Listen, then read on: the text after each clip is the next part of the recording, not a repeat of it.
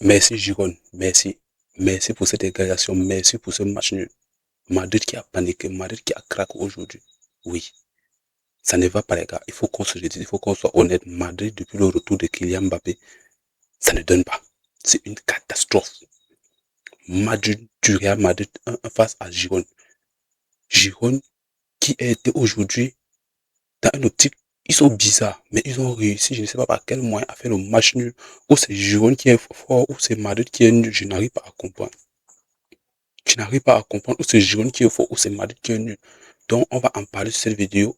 Restez jusqu'à la fin, vous ne ratez pas, ça serait intense, il y a beaucoup de choses à dire. Tu t'abonnes, tu likes, ça aide au référencement. Sur ce, c'est parti. Match du Real Madrid 1-1 face à Giron.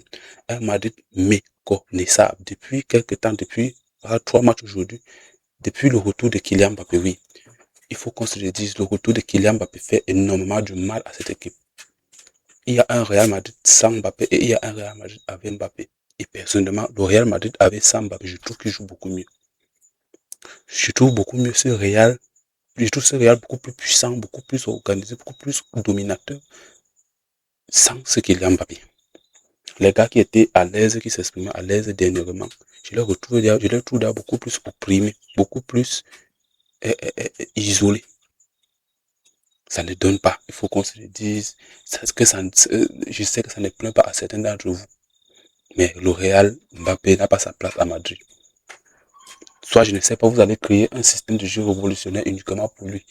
Mais ce n'est pas ça le football. Une équipe ne peut pas passer son temps à chercher comment créer un système de jeu uniquement pour faire plaisir à un joueur. Ce Real aujourd'hui, je le trouve beaucoup moins organisé avec Kylian Mbappé. La preuve en est aujourd'hui, Giron ne jouait absolument rien. Pendant 90 minutes, Giron, je l'ai trouvé fébrile. Il m'énervait. Quelqu'un, même pour contrôler un ballon, il n'arrive pas à contrôler. Quelqu'un contrôle le ballon, il tombe. Giron contrôle le ballon, il tombe. Giron contrôle un ballon, il tombe. Et malgré ça, Madrid, Kamavinga, les gars, Kamavinga n'a plus sa place au Real. J'ai vu dernièrement United qui avait fait une offre pour Kamavinga. Envoyez-le là-bas. Envoyez-le à United. Parce que ce qu'il a montré aujourd'hui, c'est dégueulasse. J'ai vu Omar me dire dans le commentaire du match que Kamavinga a fait une bonne première mi-temps.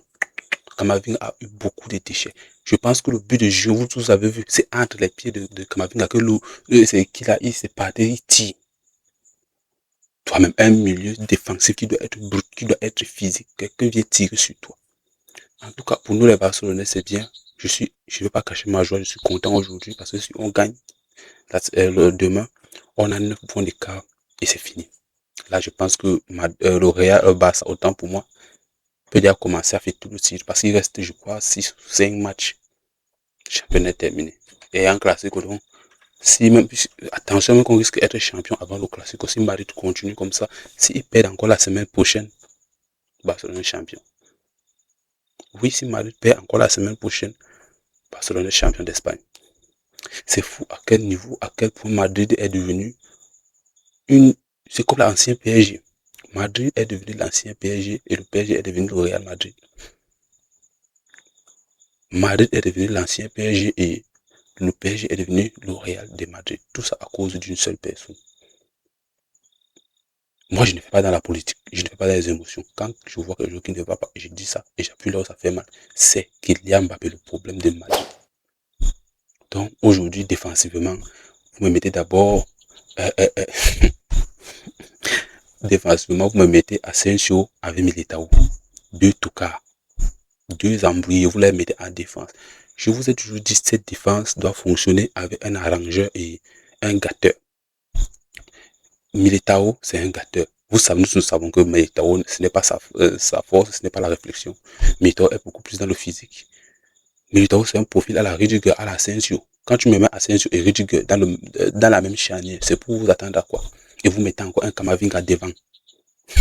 C'est pour que ça donne quoi à la fin? C'est pour que ça donne ce qu'on a vu aujourd'hui. Hein?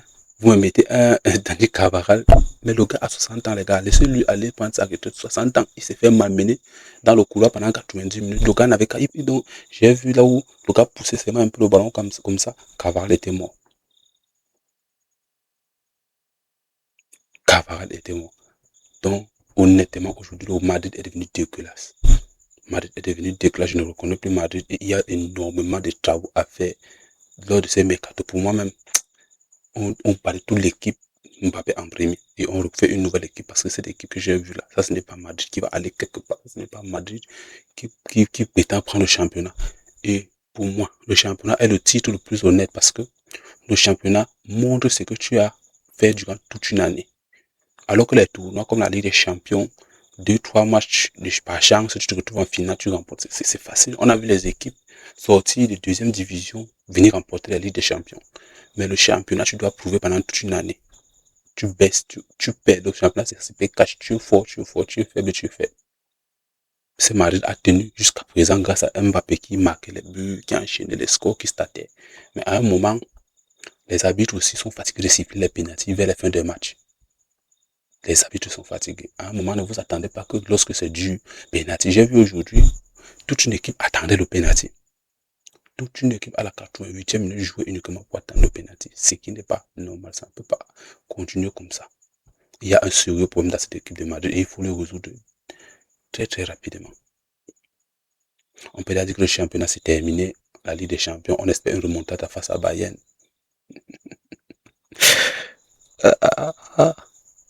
On espère une. Donc la seule chose qui reste à Madrid, c'est la remontada face à Bayern. Chez eux.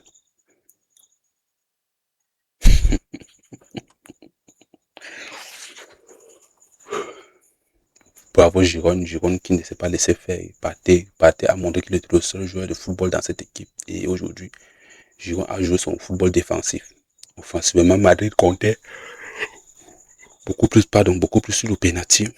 Ce qui n'a pas été le cas. Ils ont pleuré le penalty 3 fois consécutif dans le match. On est là fatigué. Chercher autre chose. On est là fatigué. Donc Barcelone qui s'ils gagnent demain, ils sont à 9 points d'écart avec Madrid. Pour moi, le championnat est plié. Donc les gars, rendez-vous demain soir pour le début du match entre le Barça et je ne sais pas qui.